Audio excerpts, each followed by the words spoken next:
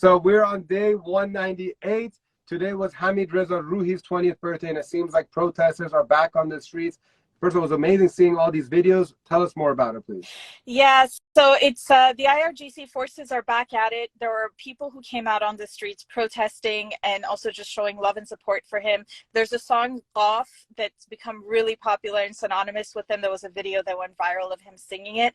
And, you know, for individuals who are triggered by violence and those violent imageries of the first few days of the revolution, they are definitely back, unfortunately, full force. Again, today were another day of protests. IRGC officials and plainclothes officials were out in full force onto the streets. So let's see what tomorrow brings. Awesome. Okay, and so moving on to the next topic. I apologize, I was trying to message. Yeah, we're trying about the JCPOA. Yeah, so yeah, there's some rumblings that the JCPOA is like once again kind of like coming back on the table. Please tell me it's a lie. Tell me something. It is not a lie, unfortunately.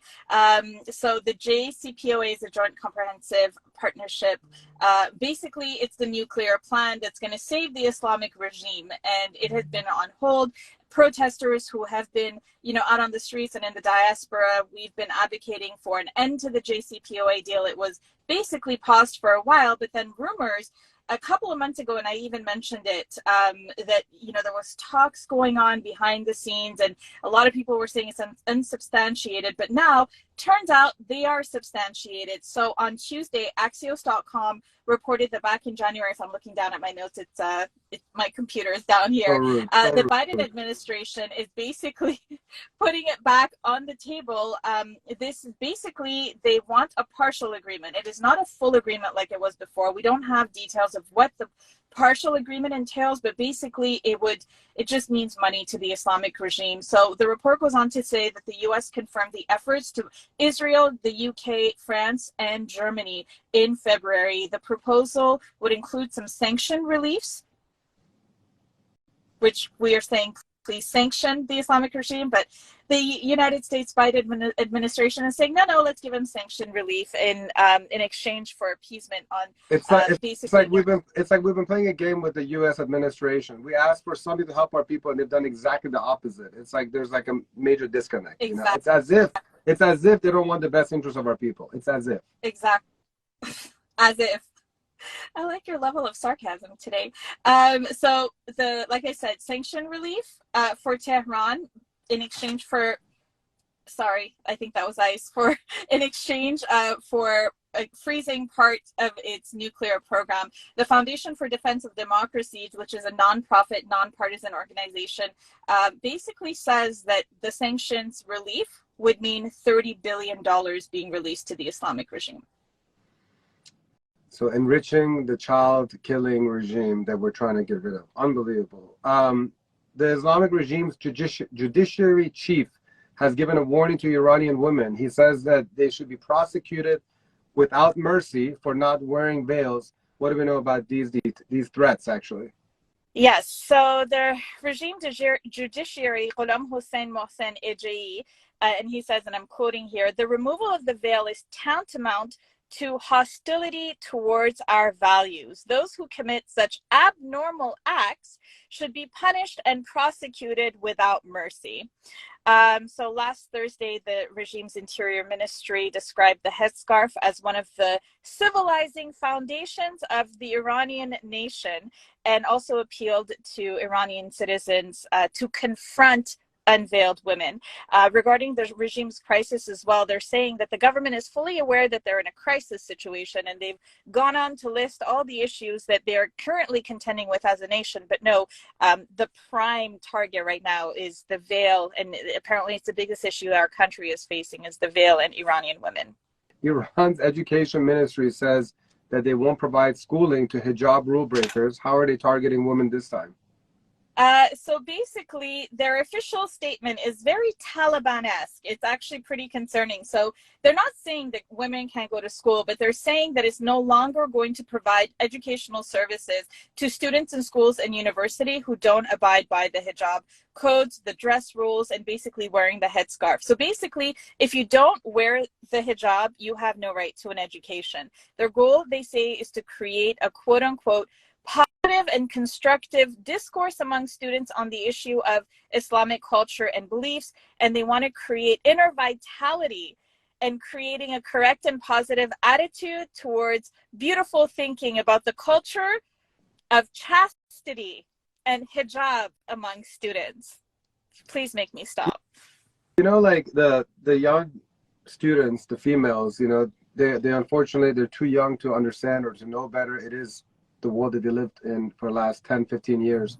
What's disappointing is that their mothers and older aunts that have gone through for 45 years, that they're like, I don't want to say they're all standing on the aisle and doing nothing, but it's just like, my goodness gracious, like how they need to all really like get band together and make a lot of noise and make some kind of impact immediately, because they're going to continue to oppress our young children, and it's crazy to me. I just don't get it. We're here. To anyone joining right now, by the way, I'm seeing all the comments. Thank you for all the kind words. But in case you're wondering why I'm in like a Black environment, I'm in Montreal. 370,000 people are without power right now, and literally I'm in the parking lot of a strip mall, and I thought there would be generators here, and there are none. There's no street lights even, so please bear with me as we do it in the car. Apologies. Let's talk about what's going on with more school poisonings. Yes, so the girls who are going to school, who are observing hijab, who are following all the rules, are getting poisoned. Yesterday, we heard of 20 schoolgirls being targeted and hospitalized in Tabriz, and this makes it 225 reported cases of basically gassing in schools since November. 225, you guys, 225 instances of schoolgirls getting gassed. Moving on. A second Iranian Revolutionary Guard advisor has died after an attack near Damascus in Syria. What do you know about him and his story? Yes, so this was reported, and actually it was claimed by Israel. His name is Mekdad Mehgani Jafarabadi. He served as a military advisor in Syria. The Islamic regime says the Syrian government has invited the IRGC to basically play an advisory role in their war. So yeah, he served as a military advisor, and Reuters quotes the Islamic regime saying that he was officially serving an advisory role. The airstrike by Israel is the 6th such attack in Syria, and it's just the 2nd time that they have killed an Islamic regime military commander. And the Islamic regime says that it is reserving the right to retaliate. They always find a reason to justify their terrorist activities. Mm-hmm. 7 Canadian members of parliament traveled to Albania to attend an MEK event last year. It was a paid trip by a Canadian MEK organization, the Iran Democratic Association. How is it legal for politicians to accept gifts? Mm-hmm. This is a loophole, Iman Jun. So it's not legal for politicians to accept gifts, but trips funded by the MEK, no, that's totally okay. So there were 7 members, like you mentioned, from 3 different political parties. This is according to the Globe and Mail. The article was just published last week, but this is a story about last year. Essentially, organizations have to publicize and like put forward their numbers, and that's how they found out about this. So definitely 7 members of parliament have been caught. The Globe and Mail has reached out to these members of parliament. None of them answered except for Melissa Landsman. She's actually been a very vocal supporter of the Islamic Revolution, the Iranian Revolution, and the Iranian people. And her office has commented, the Globe and Mail quotes her as saying that she's been an advocate of a free Iran and believes only the people of Iran will choose its own future. And she's also met with other groups fighting for the cause of a free Iran. So basically, she's defending her position of meeting with MEK by saying that she's meeting with everyone who's advocating for a free Iran. Canada and all of its shenanigans from top to the bottom. This is why I don't know if it was you who shared it, but Pierre Poilievre, who's the leader of the Conservative Party, who's the opposition to Justin Trudeau here in Canada. In Canada, if you're not aware, we don't have just 2 parties. We have multi-parties, and they all have seats in our parliament. And so the elections are coming up in a while, and the Conservative Party is really vying for that Iranian vote and really coming out hard against the the Liberal Party, as so it would seem in the parliament, but as you guys can see behind the scenes, they are, you know, heading over and hanging out with MEK. One of the same. Updates about protesters and detainees. And by the way, if Sherry June is watching, please go ahead and request to join. We're almost finished with this particular segment, so make sure you do that. Updates about protesters and detainees, please. Yes. So there were 2 Afghan protesters who've been accused of bombings. They will be publicly executed. It is a terrible story. There was Fatima Sepehi, who got her sentence last week, which I believe bears mentioning again. She's 59 years old. She's going to be serving an 18-year sentence for criticizing the regime. We have to remember Bahman Bahmani. He is on a hunger strike still. He's the gentleman who's been accused of killing Kian Pir Falak, whereas we know that it was the IRGC that killed him. And obviously, we mention his name every week. Jamshid Sharmat, he's a 67-year-old Iranian-German engineer who was abducted from Dubai, brought to face a sham trial in Iran, and also sentenced to death. We don't have an update on his status, but if you do want to find out what's happening with him, please follow his account. It's being active basically it's the content being created is by his daughter. Free Jamshid Sharmat is that account, so please follow that. And obviously Reza Norouzi, any compatriot who comes out in support of Reza Pahlavi in Iran is definitely targeted. He's one of those, and he is under intense duress, so hashtag Reza Norouzi as well.